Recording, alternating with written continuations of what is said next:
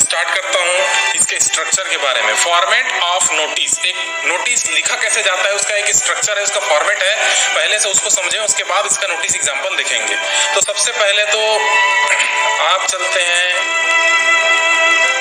सबसे first structure ऊपरी भाग में। तो सबसे पहले कॉलम में रहता है हमारा name of organisation, institute, office. ये मैं एजुकेशनल फॉर्मल नोटिस के बारे में बात कर रहा हूं। तो इसमें जिस संस्था में पढ़ रहे हैं, जिस संस्था का ये काम चल रहा है, जिस ऑफिस का नाम है, वो सबसे ऊपर में उसका नाम रहता है। सबसे पहले उसे लिखना है, आपको ध्यान रखना है। आप स्कूल के हैं तो स्कूल का, अपने स्कूल का नाम लिखें यहाँ पे।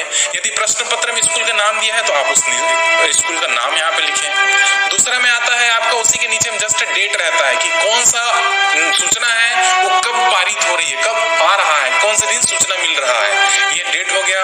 और सुंदर अक्षरों में, बड़े बड़े अक्षरों में यहाँ पे बीचों बीच में लिखा रहता है नोटिस। आपको भी ये सब चीजें लिखते जाना है, समझ रहे हैं? आपको ये स्ट्रक्चर को याद रखना है और इसी के अनुसार से ज्यादा कुछ नहीं है, ये इसी को बस ध्यान में रखना है और लिखते चलना है।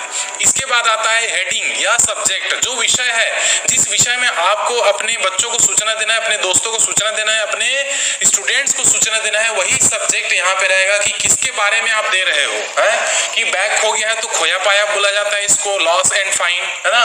उसी तरीके से जैसे म्यूजिकल कंपटीशन हो रहा है तो ये हो जाएगा हमारा कल्चरल प्रोग्राम के अंतर्गत। स्पोर्ट्स का खेल हो गया तो स्पोर्ट के अंतर्गत। तो ऐसे इसके हेडिंग को, बीच वाले जो मुख्य बात है, जो विषय है, उसको यहाँ पे मुख्य उद्देश्य को लिखना है कि किस बारे में नोटिस है। वो हेडिंग ऐसा रहता है कि पूरे नीचे लिखने वाली चीजों को पहले से ही बता देता है। इसके बाद आता है बच्चों दूसरा पार्ट। ये तो पहला पार्ट हो गया, इसी के अनुसार से आपका नंबर आवंटित है, आपका नंबर बटा हुआ रहता है। ये पहला पार्ट हो गया जिसमें आपको बिल्कुल एक नंबर देखने को मिलता है। और दूसरा पार्ट में आपको ध्यान में रखना रहता है कि कंटेंट या मैसेज, आप क्या सूचना दे रहे हो।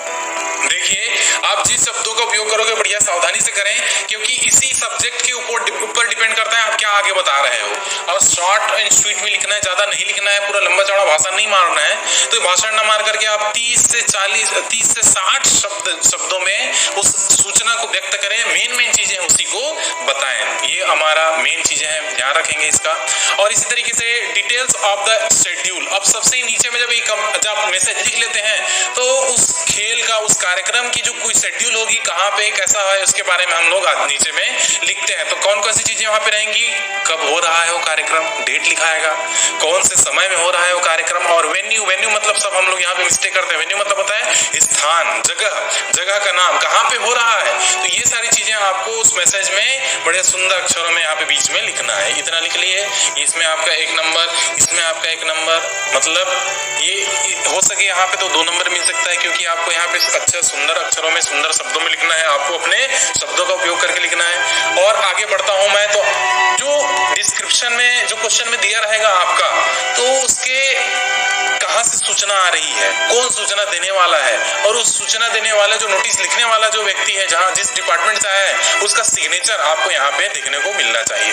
तो इस प्रकार से बच्चों हमारे पास कई सारी चीजें इंपॉर्टेंट, ये इतना ही बस करना है। ये जैसे कि कोई व्यक्ति है भाई, उसका डेजिग्नेशन कौन से विभाग से आया है, sports and annual sport meeting, है ना, स्पोर्ट सेक्रेटरी, कल्चरल सेक्रेटरी मतलब सांस्कृतिक सचिव, खेल का सचिव, ऐसे कुछ विभाग का नाम हो जाएगा। डेजिग्नेशन उसका पद का नाम, उसका सचिव है, ऐसा बोल सकते हैं। उसके बाद यहाँ पे उस व्यक्ति का नाम आ जाएगा, कौन है उसका सचिव। उसके बाद उसी, भाई वेरीफाई भी होना चाहिए, कोई भी किसी का नाम डाल करके नहीं कर सकते, उसका सिग्नेचर भी यहाँ पे ऊपर में रहता है। जिस प्रकार से ये मुख्य रूप से नोटिस लिखा जाता है बच्चों, आपको ये फॉर्मेट को ध्यान में रखते चलना है। यही फॉर्मेट बहुत ही इंपॉर्टेंट होता है। आपको इतना लिखना, इतनी बातों को ध्यान में रख करके इसका एग्जाम्पल को समझना है। मैं ज्यादा टाइम वेस्ट और अंतिम सबसे बात बताने वाला था, ये सारी चीजें एक ऐसे डब्बे में बंद होनी चाहिए, एक घेरे के अंदर में बंद होनी चाहिए, सुंदर अक्षरों में लिख करके एक घेरा के अंदर में ऐसा बंद रहता है। ये समझ में आएगा इतना। इसके